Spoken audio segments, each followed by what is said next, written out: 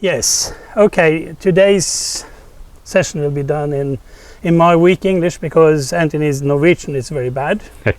So I'm Håkon Ingvaldsen from KNS, and I'm here at the KNS platoon today with Anthony Bird.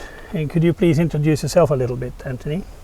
Yes, I'm from Australia. I come from Melbourne. I'm a member of the Royal Norwegian Yacht Club in Melbourne, and I have my new Boreal 52 sailing vessel Lena here in Oslo now for the winter.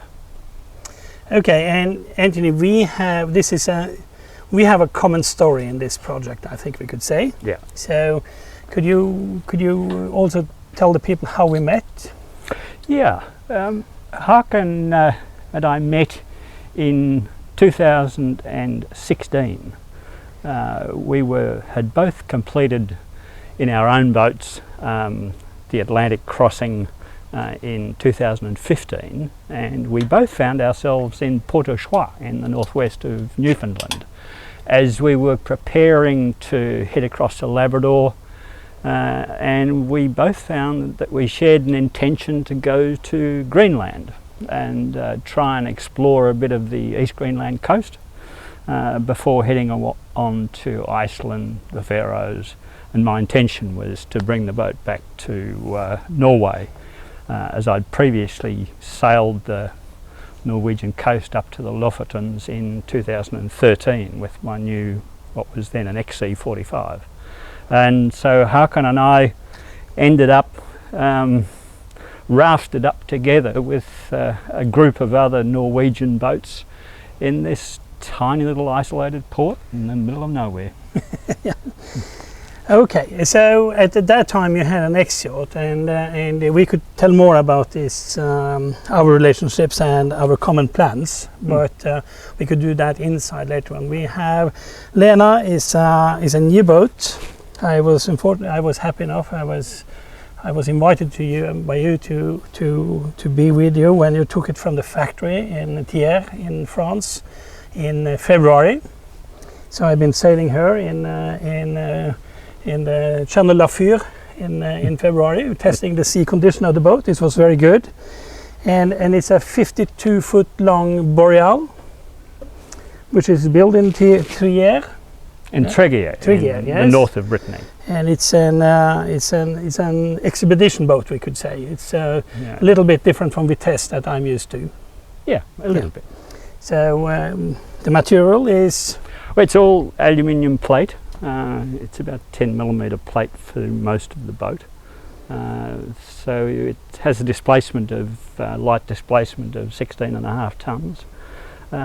Perhaps one of the more interesting things about the Boreal is that they're all built with a lifting centreboard. So you're able to get into really quite shallow water with the centreboard up. The draft of the boat is about 1.1 metres. With the centreboard down, it's 3.3 metres. But what that means is that apart from being able to put the boat onto the sand or the mud and dry it out, you can actually get access to many smaller harbours, and certainly on the Greenland coast, being able to get access to shallower harbours means that we're protected from big icebergs being able to get in and sort of cause us worries. So it's the lifting centreboard function in the boat is very handy. We could look at that when we are going around the boat. So if we look here in the bow, you have everything is very solid. It's a part of the construction when you look into to everything. So you could hit something strong here, it will be a little bit deformed, but you could still use it. You have two sails. If I talk about the sail wardrobe for the boat, it's an Elvstrom sail package. The furling Genoa, the furling staysail, and the mainsail are all hydronet radial. There is also here an attachment for a cable-free Code 0, which is a lovely light wind sail that gives us a lot of flexibility. So we've got a self-tacking staysail, overlapping genoa, and a mainsail with 4 reefs. Reefing is all done at the mast. One of the other features of the Boreal boats is, I'd say, a very conservative design approach that effectively removes reliance on hydraulics. It removes reliance on complicated runs of reefing lines, and builds a system for operating the boat around a very safe place at the mast, behind the safety bars. So it's quite distinctive in a modern boat for that sort of approach to function. If we take the boat a little bit in distance, you will see that you have a view from the cabin, which you also will see inside, which you are able to sit down in the saloon looking out, and you have a dog house where you could steer the boat in bad weather if you like, protected. It's the boat is beautifully set up for working in difficult conditions. As Håkan said, there's a doghouse with a protected internal space with a watertight door, where you can sit inside and manage the autopilot, keep decent vision fore and aft. It's a very comfortable boat for cruising. From this position you can also see some of the other features of the boat. Apart from the wind generator, you can see the arch at the back is holding a fairly large solar panel. It's rated at 485 watts. There are some smaller curved panels attached to the doghouse roof.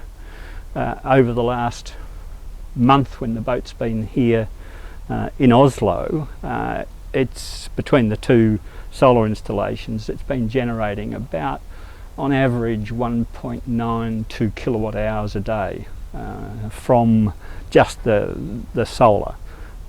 So it's largely self-contained. Yeah. We don't have a generator on board. But it's a pretty well balanced boat. Yeah, I would say. yeah. We are not going to dig too much into the technical details, I think, but we could. Should we go on the deck? Yeah. What you see here is that you have a central placed windlass with all the chain centrally placed, which is good for comfort and sailing performance with the bait balance of the boat, everything. Yeah. You have the self-tacking staysail run here. We've got a carbon fibre spinnaker pole for. We're not going to be running spinnakers on this boat, but for poling out the genoa. Well, it's a flat, not very complicated, and as Anthony said, you do the centerboard, which I would maybe call a lifting keel. You do with ropes. We don't need to take it down, but it's done by ropes and so it's all done by here at the. And I've been out in pretty harsh condition and setting reef here, and it's a safe place to be on the boat, even when you have a rather good sea. So these positions here are very secure. We've got jackstays set up a little differently, in that we've got Spectra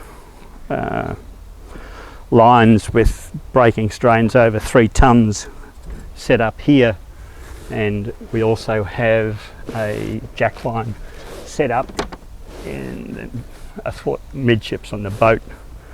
The safety idea here is not leaving the ship. We don't want to leave the ship, and this keeps us inside the safety lines. There's a very comfortable steering position for helming the boat. You can either sit yourself down, got good vision fore and aft. I often find that the most relaxed position is with this helming seat to just rest, and it's quite a nice balanced position. I don't find it. And I think that is a tiring. little bit special on this boat is that the fact you have a small rudder which is protected from the keel, and the small rudder is, you know, because you are able to stand on it with 110 draft. They have equipped the boat with the 2 dagger boards behind. So you drop down them at the lee side when you are sailing, and you get a very stable position of the boat, and the rudder is more to correct your position, and the dagger board is steering the boat. They're easy to lift up when the boat's not moving, but they're impossible to shift if the boat's underway because of the pressure on them. Yeah. And also behind here you have a proper storage. If you're going to the details on the boat. So the lazarette is really enough. You could put a small car in here, I think. We haven't done that. We just got a couple of bicycles and fishing equipment. But you can see there is enormous space here. This area is isolated from the rest of the boat with a waterproof bulkhead, so that water penetration into here potentially through the rudder penetration, the rudder shaft, it's not going to threaten the boat. It's very handy. And as Hakan said, there's nothing on this boat that's not manual. That we have a swim platform at the back here, which also operates by taking out the secure pins, letting it down, lifting it up by hand. The keep it simple principle has been applied here. Moving forward, you can see the entrance to the doghouse is protected by a waterproof bulkhead door. So, if you're in difficult seas with following seas, this is going to keep the inside of the boat dry. There is plenty of drainage to drain the cockpit, but it's a very secure cockpit. This is the position that, in difficult weather, if we're cruising, I've got a computer here with charts. We've got the AIS radar comes up on here, the NKE autopilot, VHF. We can operate the autopilot from here, so there's fantastic vision, fore and aft, to the side. It's a very comfortable position. If the boat's rolling, this seat comes up, it's nicely protected. You're not going to roll out. So it's well thought through, every aspect of design. So what you see here is the lifting keel, or the dagger board as you call it. It's because no, this is the centerboard. Centerboard, yeah. Centerboard, because the draft of the boat is 110. Yeah. But with a dagger board down, centerboard down, it's 3.3 meters. Yeah. And so the centerboard is currently up. It's pivoting on an axis here, and you can see down through the edges of the water. It will drop down, and it just hangs under its own weight. It's not held down with any hydraulics. So if you come and you manage to hit a rock or something, or run into sand, the centerboard will lift itself up. You don't tend to run this boat with the centerboard locked down. It'll sit there under its own weight. So the rest of the boat here is fairly conventional.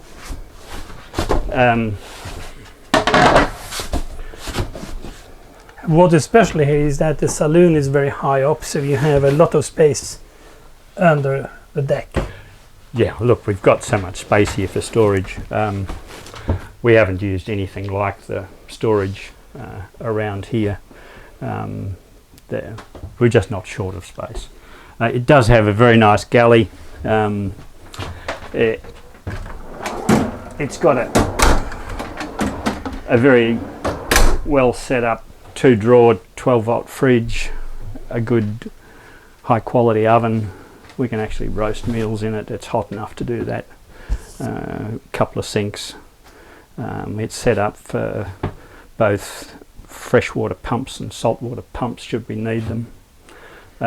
We have a microwave. There's no shortage of food storage space. We have a small but highly efficient 240 volt Liebherr freezer set up here. It's just a domestic freezer, runs on its own inverter. It is so efficient. It's about 650 watt hours a day. Runs normally at -20 degrees. If I turn it up full, my gin freezes, and that's pretty well an unusual circumstance. We've got the starboard quarter cabin is set up for a single bunk and storage space, and the port quarter cabin on the other side is set up as a double bunk. I've opened up the engine room access so that you can get a sense of the scale of the engine room. So I can get in, I can get around both sides of the engine. I can get access to the back of the engine as well as the front of the engine. It's a very comfortable sort of place to be able to do work on an engine. Part of the benefit of not having a generator and not having a water maker is that all this space is available. The central heating in the boat is run from the reflex diesel heater. There's a freshwater circuit, hot water circuit circulating through this that takes hot water to hydronic panels in all of the cabins. It's a super efficient way to heat the boat. I didn't mention earlier, but the entirety of the hull above the waterline, including the deck and the cabin roof, is all heavily insulated. There's about 3 inches of thermal insulation, so the boat is comfortable in cold conditions. Front cabin is very conventional, plenty of space to sleep, and it has access to a well set up head with a dedicated shower, wash area. It's very comfortable. So, to end the technical tour, it's important to mention something that you should not think about, which is the reality. It's the boat has 15 or 12 kilowatt hours of batteries from Victron, a few inverters, 12 kilowatt and chargers and all of this, which is stored in the bench here and so on, which is mounted in a good way, so we really don't concern about the power. No. So it's when we were sailing in France last winter, we even didn't bother to connect to the shore. No. Because we were charged by the solar, and at least the alternators is more than one alternator than the engine. And to complete this short information about the power, we will also have a small spare genset in gasoline, I guess, when we go through the Northwest Passage. In case everything else stops, we have something to produce power, just as a backup. And but that's it. That's the boat. That's the boat. Should we, because I and Anthony, we have known each other for now 6 years or something, and in the spring of 2017 I was in Melbourne, and we had a good bottle of wine. Or two, yeah, it might be 2. and we really discussed, that sailing in the North area, which was, I don't think, if you go back 7 or 8 years ago, was not a dream for anyone, but we was very fascinated about Greenland. I think it was, this wide nature where never been people, Yeah. to explore such area where with the iceberg, everything. I think not all of your crew, and I don't think maybe a little bit more on our boat was fascinated about that. So it's but anyhow, you and me, which were planning and in charge of the project at that time with each our boat, we looked at some used French boats in aluminium and started to talk about doing Greenland again, and we started, why not do the Northwest Passage? And this was in 2017, and I think you showed up in 2018 in the summer. That's right. We sailed the Skagen race. Yeah. So you used your winter time, your Australian winter time in Norway, as crew on my boat, and in 2019 at Christmas, we put in an order for a new Boreal 52. Yeah. It wasn't quite the build process that we expected with COVID. No, but it's also honestly important to say this is we were starting with a common project, but my financial situation slightly changed in 2018, so I was not able to invest in a boat in this kind of money, but you are important to do that. So most of the boats is financed and driven, and the process with the boat is driven by Anthony. But I think I've been a part of the plan for the sailing for the first years. Absolutely. So in short, the boat will stay in Oslo until the spring next year in 2023. Yeah, I'm planning to make an early passage over to Newfoundland, Nova Scotia, and down to the Cape Cod, Martha's Vineyard, Rhode Island coast. What that means is getting to Iceland in the mid-May, and waiting on a weather window to go direct from Iceland down to Newfoundland, I think. St. John or something. Yeah. And the reason for that is that we do have the NIS arrangement in the sail event with the NIS in going out from Newport. Yep. In beginning of July, where we should have our families on board, and we will go for that event with this boat. So that's for everyone listening. The NIS event is easy to find on the KNS homepage, and you could, if you like, you could try to hook up for that, and it's possible to hire a boat locally, so you don't have to do the passage in May in the Norwegian Sea, which is exciting, but it's you need to be sea strong, I think. And from in the NIS sailing, I think it would be very funny. And from that, where are you taking the boat? Well, I think we'll go back up through the coast of Maine and Nova Scotia. I've really enjoyed sailing the east coast of Nova Scotia and up to Cape Breton. I think we'll probably go back to Cape Breton, the Brastor Lake, and then return back to Halifax and winter the boat in Halifax. So in the winter next year, it will be in Halifax. That's the plan. And in spring of 2024, we'll get the boat underway again. We may sail the east coast of Newfoundland to see a bit of different coastline rather than the west coast.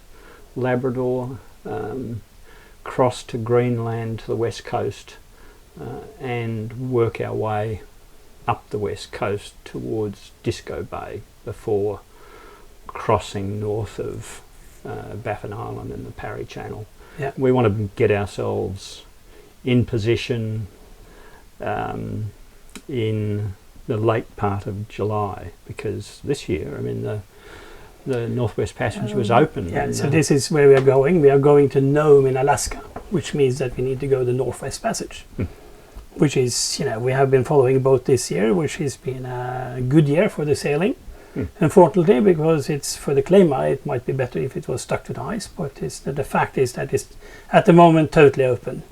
So we have been in this project for 4 or 5 years. So at the moment we are chatting with some boats in the area and are able to follow them closely and talk with the captains from day to day and understand how the weather is and everything, which is a good preparation for this kind of sailing.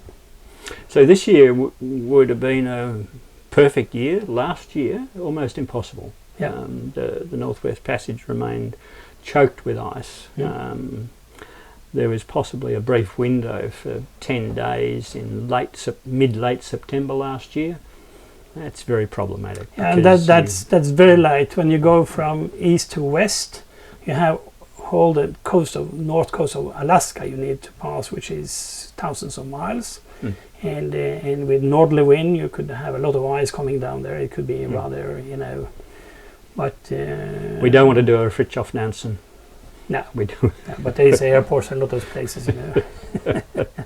Anyhow, we will. I think I can promise everyone who take the time to look at this so far, they will get some updates. From if we do cross the Northwest Passage or when we do it. It's never if. So